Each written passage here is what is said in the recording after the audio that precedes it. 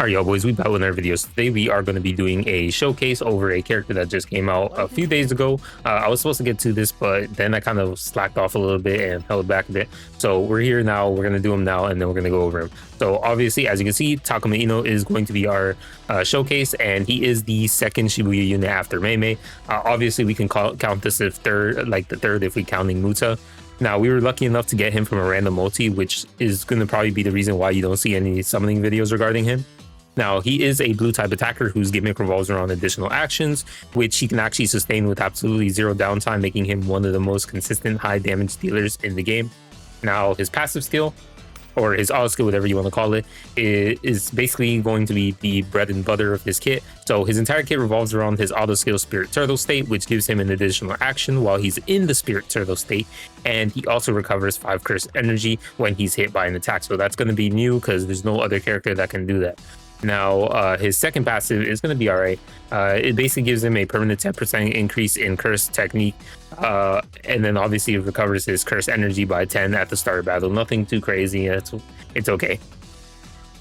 Now, you're probably asking, what's the Spirit Turtle state, right? Because this is obviously going to be the bread and butter of his kit, right? Let's start off with skill 3, because obviously that's going to be the main way to do it. Now, it's basically going to be his self buff, which he gets from his skill 3. He will apply the Spirit Turtle state for 4 turns, and during this state, not only will he have additional actions, he'll also have a 20% chance to evade the enemy's attack. So it does have a little bit of survivability into it. Now, the skill also decreases his own damage dealt by 30%, which at first glance is really bad. However, the way this skill works is you'll only have the negative effect for the first rotation of his Spirit Turtle state. Basically, his Spirit Turtle lasts for 4 turns and can be reused after 3 turns. If you use the skill again during the Spirit Turtle state, you will not only apply 4 turns of double actions again, which basically you're stacking on top of it, but you'll also gain an increase of 30% damage dealt, effectively making up for the negative effect.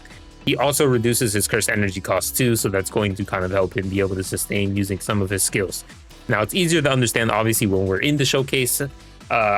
Despite me explaining it, obviously showing it will obviously be easier. It's visually appealing to most of the audience. Now, we have skill 1 and skill 2. These are going to be his damage skills, which have a pretty high damage modifier. Both will deal 450% curse technique damage. Arguably, his skill 2 is stronger skill since it increases his damage dealt by 30% for 2 turns, while his skill 1 only increases it by 20% for 2 turns. Ideally, to keep your curse energy optimal, you will use your skill 1 into skill 2, because obviously you want to drain all your curse energy doing this most of the time during his double action. Just during his most important nuke turns, you'll only use, skill 2 twice. Now we're going to move on to his ult. So his ult is probably the one thing that holds him back from being an absolute insane DPS. It has a pretty low modifier at 900%, but does give himself a 50% curse technique damage increase, which effectively makes it a 1350% ult. However, it still feels kind of weak. Regardless, he's still very strong since he does get his ult gauge faster than a lot of characters due to the fact that he has double actions. Plus, he can use his ult during the double action, which provides a lot more flexibility. So it's pretty good overall, right? Now, we're going to do a showcase on the curse sweep, which is going to be the potential bosses, so we can see kind of his normal setup and nuke setup as well. All right, so this is going to be our team setup. We're going to have basically Yaga as our buffer, Yuki as our curse energy regen battery to kind of sustain Takuma the entire time. Despite Takuma having, of course, some curse energy regen capabilities into his kit, they do revolve some kind of RNG factor when, of course, he has to be able to get hit to get that curse energy. On top of that, it's a good amount, but it's not a crazy amount, right? So you still need to have some kind of battery. Obviously, this is only going to be more so for like the beginning. We are eventually going to kill off Yuki, and we're going to be dealing a lot more damage rather than worrying about our cursed energy. Then we do have Inumaki, because he's probably the best blue debuffer in the entire game. So if you're using a blue team, you want to have Inumaki on there. He's basically a staple, essentially. And then we have Ino. He's going to be, of course, the star of the show. And then we have Domain Expansion Gojo, because whenever you're doing potential boss at all, or curse sweep, whatever you'd like to call it, Domain Expansion Gojo is always there. In fact, he's basically there almost at every single piece of fucking content. So if you're a Gojo lover for, as a DPS or whatever, you're in tough shit, because Domain Expansion Gojo is almost in every team. But anyways, aside from that, is going to be using Magnificent Stride. Obviously, his best recollection is going to be his Banner Recollection. It gives him 3 turns of curse technique damage increase by 50%. plus a 15% damage increase. But since we don't have it, we're going to be using Magnificent Stride on Takuma, since it's a 65% for 2 turns. So it has still a very good spread, allowing our Takuma to deal a lot of damage between, obviously over the course of multiple turns, since, we are going to be using double action, and that's going to be where a lot of his damage is going to be coming from, is the fact that he can attack a lot, right? So anyways, without further ado, let's actually get into the showcase. All right, so we're here on Curse Sweep. We're fighting the tree. So you'll just kind of see me for these first 3 characters. They're just going to be using the same skills over and over. So I'm not going to really give too much commentary there. These are going to be your kind of like source of skills. They're just going to be always spamming this. Now for Takuma, we're obviously going to go into his Spirit Turtle state with, of course, skill 3. And then from there, we're going to be using skill 1, skill 2, skill 1, skill 2, back into skill 3, and then so forth and so forth, right? We're going to kind of sustain that.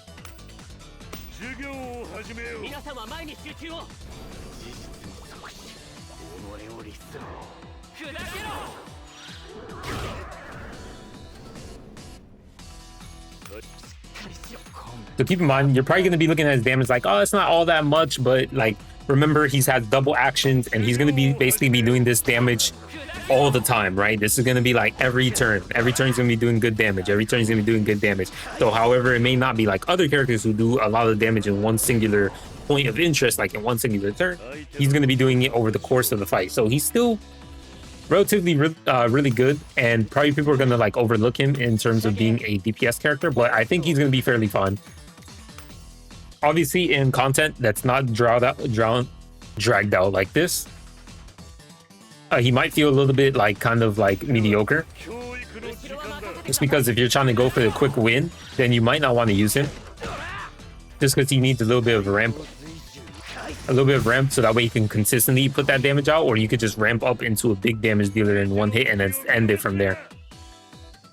So I feel like Takuma, he's going to be very good for like, stages like this where they're constantly, obviously just constantly hitting the enemy for a lot of turns.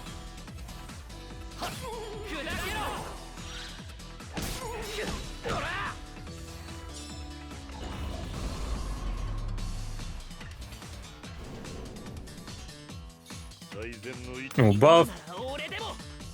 Skill 1, well, skill 3 with Inumaki, and then we can skill 2 here, skill 2 twice, right? I'm gonna debuff the boss a little bit.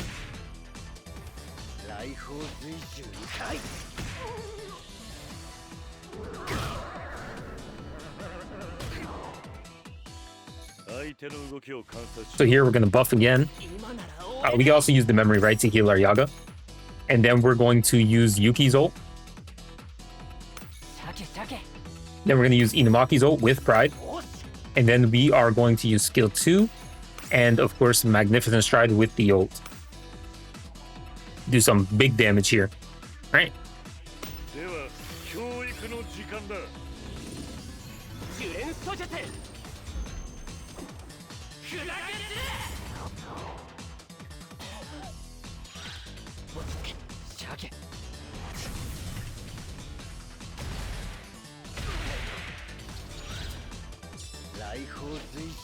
All right, how much?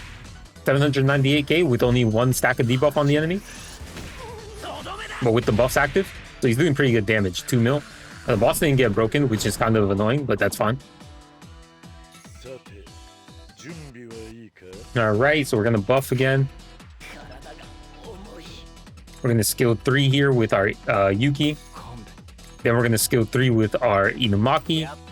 And we're going to reapply our skill 3 and then go into skill 2 with our Takuma, right? Because obviously, like I mentioned earlier, you want to kind of sustain that.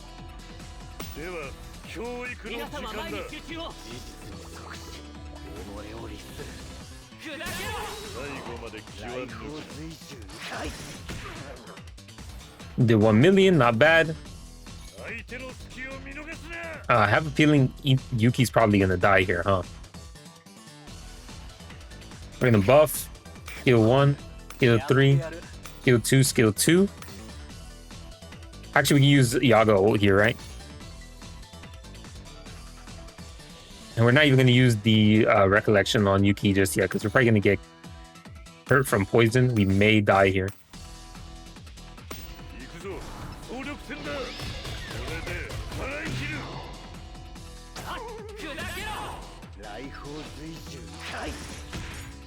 $1 mil. Drop another mil.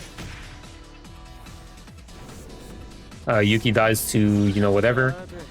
Poison. We start buffing again. We use skill 3 on our Gojos. Skill 3 with our Inumaki. Skill 2 with our Takuma.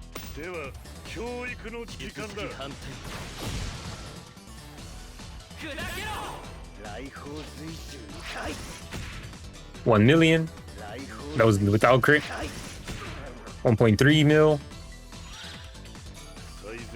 Buff, skill 3, skill 3. Skill 3, skill 2.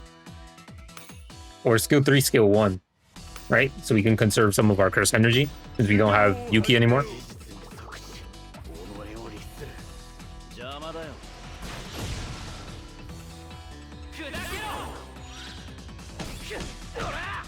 Good damage.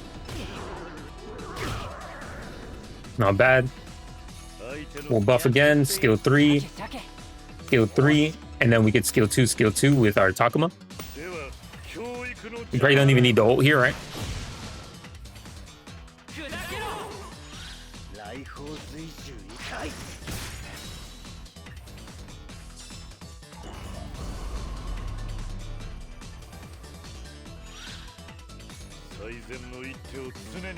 Not bad. So we're gonna buff here. We're gonna skill 3 with our Gojo.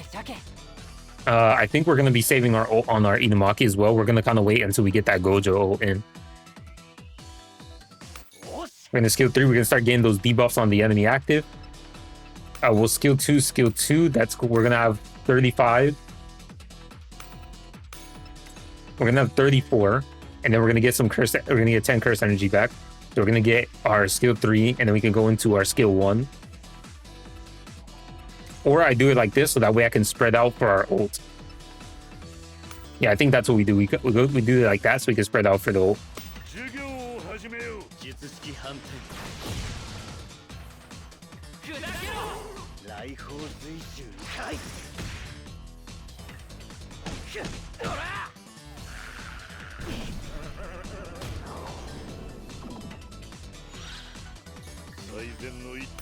Skill 2, skill 3 again, skill 3 here again. We need to reapply, so we're going to skill 3, and then we're going to go into skill 2. Or we go into skill 1 and then skill 2 times the next turn.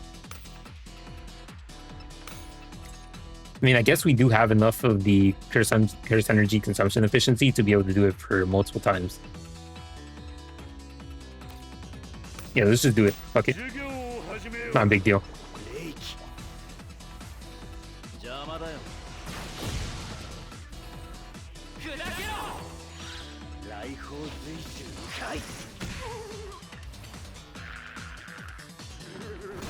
Yeah, just keep attacking Gojo. That's exactly what we want. We'll buff here. Skill 3 here. Skill 3 here. And we will skill 2 twice. Right, we'll skill 2 twice, and then we'll stall those 2 turns and go into ult.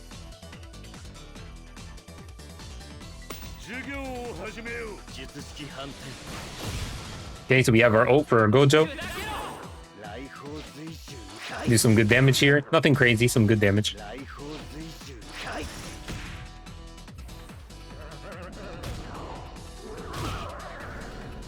Okay, we're still good here. Now you already know the deal, so we're going to use the memory. We're going to buff Yaga. We're just going to straight away just use Domain Expansion Gojo's ult. Then we're going to use Pride with Inumaki's ult. And then here we're going to use Magnificent Stride. This is 2 turns, right? So it's fine if we use it in the first one because he'll still have the buff active for the ult, right? It's not like, it's not times, it's just 2 turns, I'm pretty sure. So we'll do it like this, and yeah, we're going to get some good damage off, see what we can do, and then we'll just continue on with whatever we have left on these following turns. All right, let's see what we can do.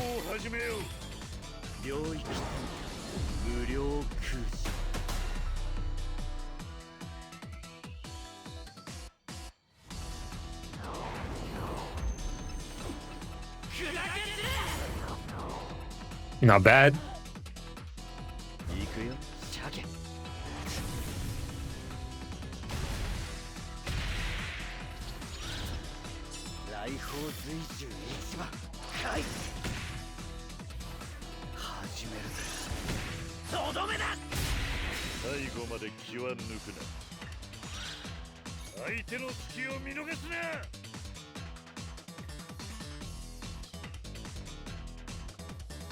And then we're gonna buff, heal 1, heal 3, and since we are about to almost close out, we are probably going to use.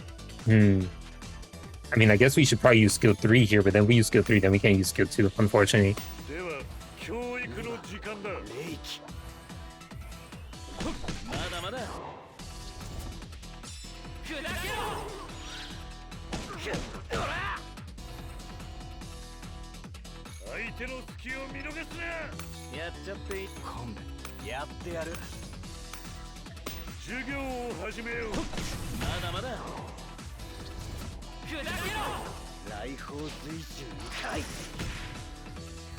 So 1.8 mil, and he's doing like 1 mil. He's doing fairly consistent damage.